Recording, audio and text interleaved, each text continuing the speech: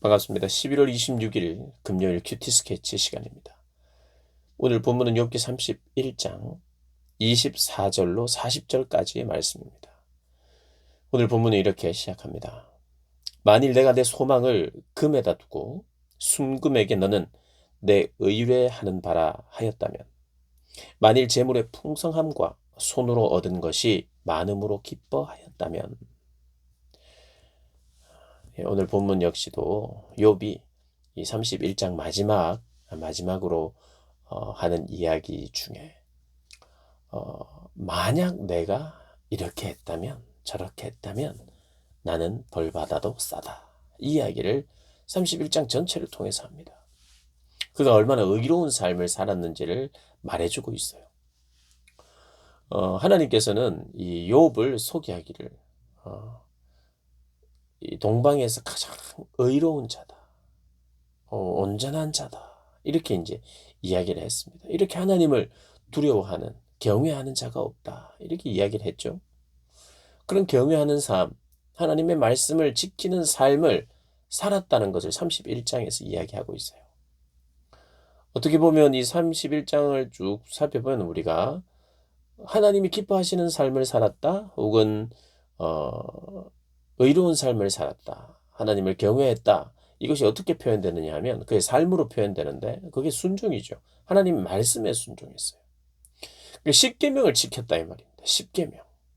그 사실 성경 전체를 보면요, 하나님이 기뻐하셨다 그러면 십계명을 지키는 사람들이에요.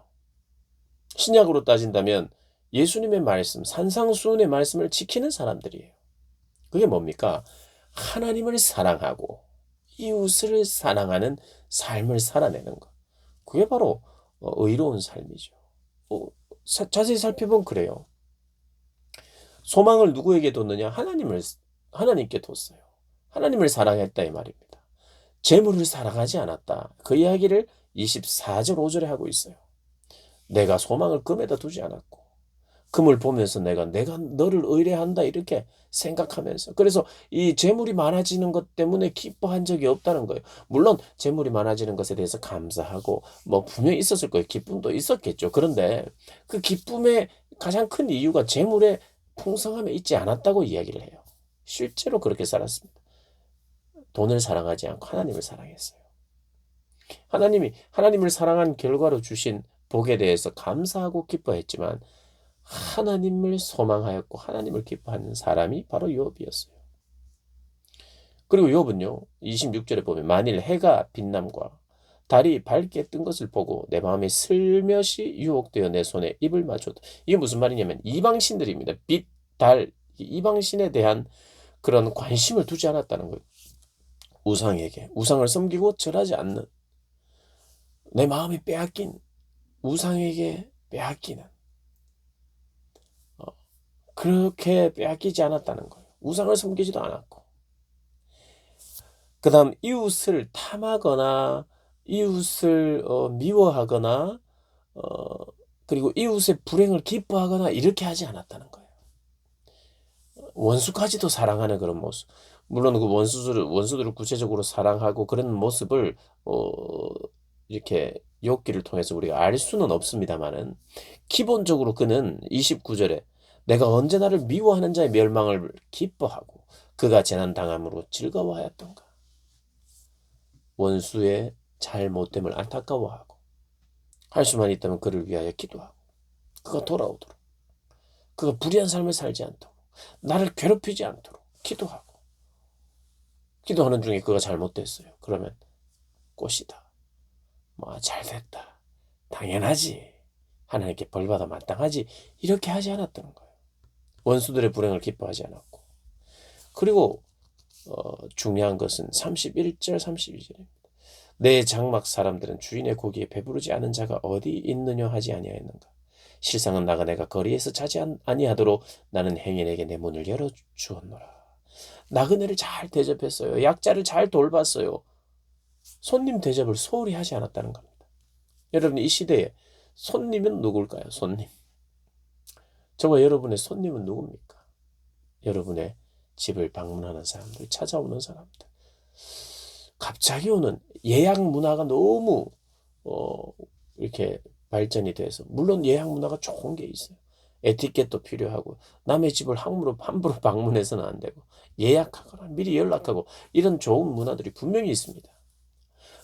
다른 이들에 대해서는 이 문화를 잘 따르고 접근해 줘야 되겠죠. 우리도 함부로 막 아무 집이나 그냥 문 두드리고 가서 이렇게 해서는 안 될 겁니다. 그러나 누군가가 함부로 우리 집에 문을 두드릴 때는 손님인 줄 알고 어, 그들을 대접할 줄 아는, 여러분, 우리에게 있어서 정말 중요한 계명과도 같은, 우리는 그리스도인은요 다른 삶을 살아야 됩니다.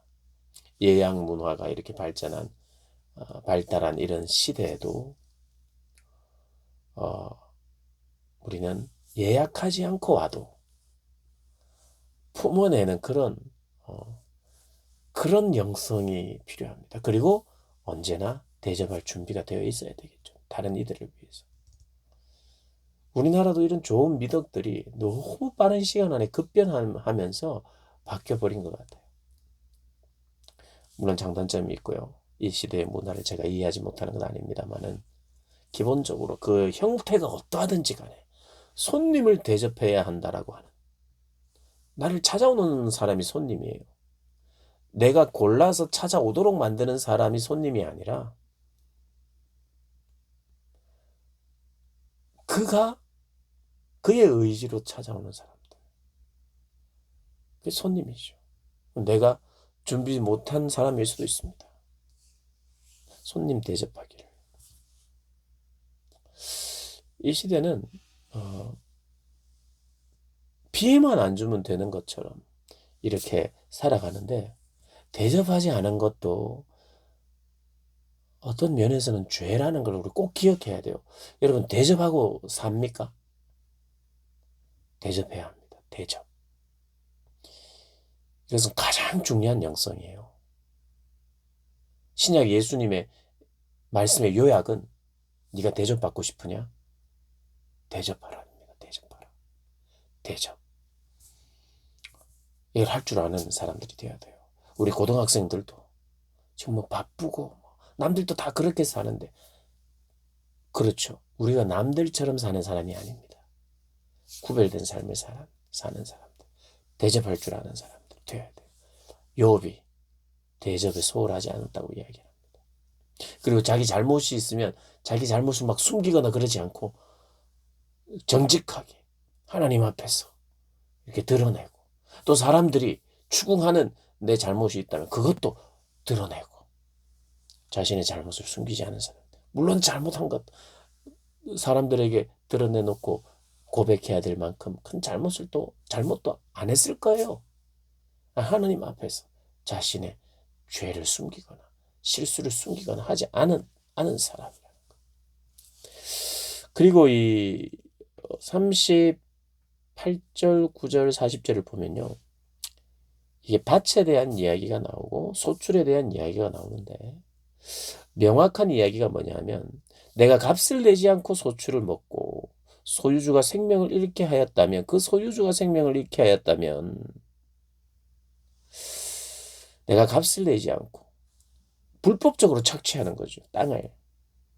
그리고 그 누군가의 그 땅의 소유자가 손해를 보게 되는, 생명을 잃게 되는 그런 일을 했다면, 그런 일을 전혀 하지 않았다는 거예요. 땅을 불법적으로 착취하지 않고 타인의 땅을 탐내지 않는. 그래서 더 내가 탐낼 수 있어도 이웃을 위하여 그것을 멈춰줄 줄 아는 마음. 여러분, 이 자본주의, 그리고 이 시대에 민주주의, 자본주의 이야기하는, 특별히 자본주의 시장 경제에 무한 경쟁,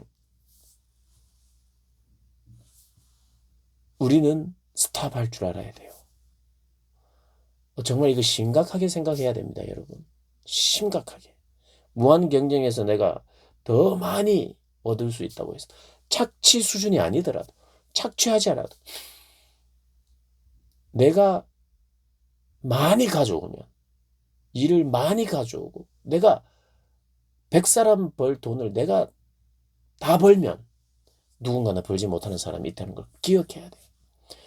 여러분, 하나님이 부어주실 때도 있고 혼자 벌 수 있는 돈보다 1,000명, 10,000명이 벌 수 있는 돈을 내 혼자 벌 수도 있어요. 그게 지금 우리 시대가 살아가는 그게 공평입니다. 평등.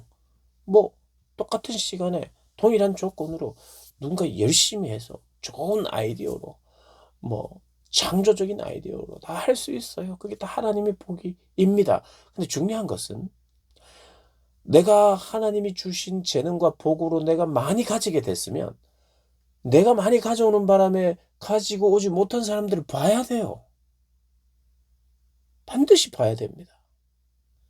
그래서 하나님 아버지이며 우리가 자녀인데 함께 된 자녀의 공동체라면 봐야죠. 보고 나눌 줄 아는 것. 그리고 내가 줄 수 있지만 줍지 않는 것. 다른 사람들이 주어가라고. 욥이 그렇게 살았다는 거예요. 이 38절부터 40절은 38절, 39절은 그런 것입니다. 내가 더 많이 가질 수 있어도 가지지 않고 착취하지 않고 불법적으로 또 내가 더 한 발 더 빨리 해서 뭔가를 하지 않고 또 탐내는 마음 때문에 욕심 때문에 우리가 더 많이 취하기도 하는데 그렇게 하지 않았다는 거예요. 자족할 줄 알았다는 겁니다. 근데 내가 자족하지 않고 불법적으로 착취하거나 타인의 땅을 탐내거나 이렇게 살았다면 벌받아 마땅하다. 이 이야기를 마지막으로 합니다.